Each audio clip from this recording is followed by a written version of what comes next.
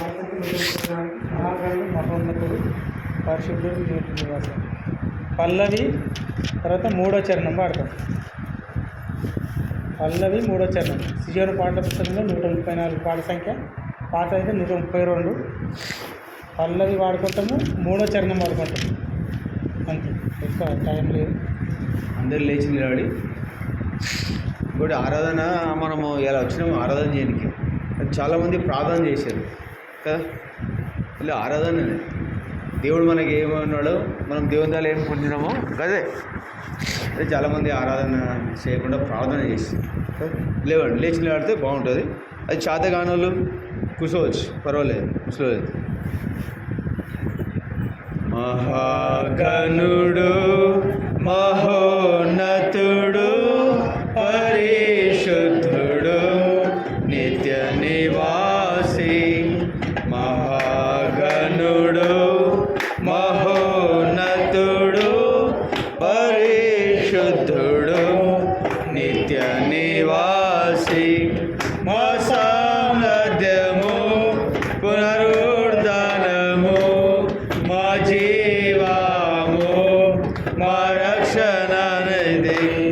మా సామ్రాజ్యము పునరుద్ధానము, మా జీవము, మా రక్షణ నిధి.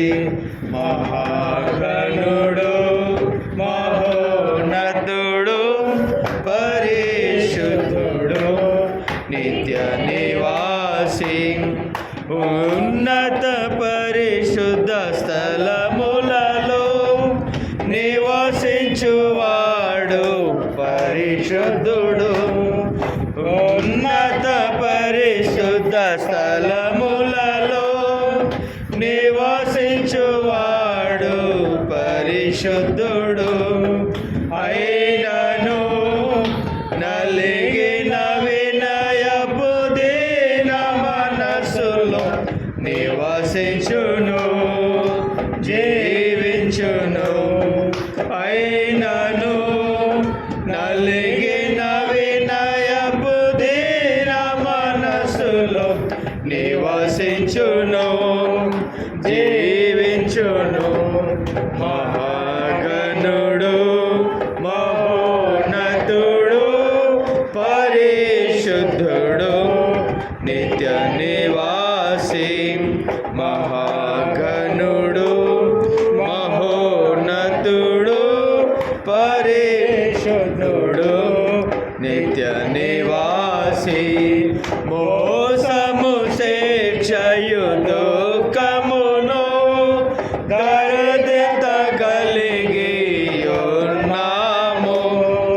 మోసము శిక్షయు దుఃఖమును దరిద్రత కలిగి ఉన్నాము.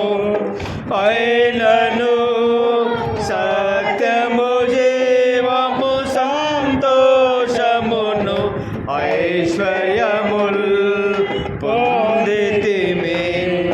అయినను సత్యము, జీవము, సంతోషమును, ఐశ్వర్యముల్ పొందితిమి.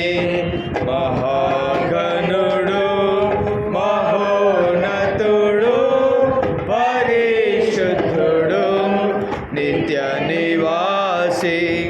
మహాగణుడు మహోన్నతుడు పరిశుద్ధుడు నిత్య నివాసి.